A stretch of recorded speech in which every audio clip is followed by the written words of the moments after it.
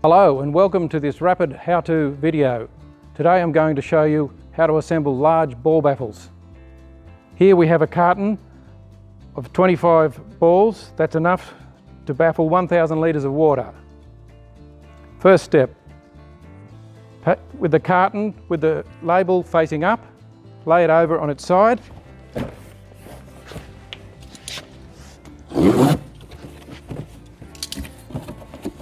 Fold back the flaps,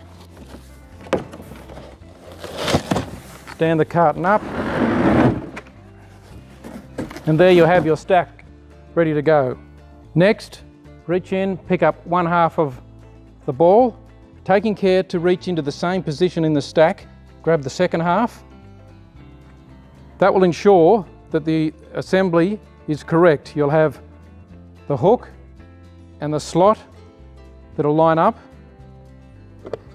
Put the two halves together. Now, the assembly is not complete as yet. You reach in, put your hands across the markings where it says rapid spray, and on the other side, rapid spray, rapid spray. Once they're together, give your hands a twist. You'll hear a little click and the ball will be completely assembled. This can be verified by noticing that the clips have the little legs positioned behind the head.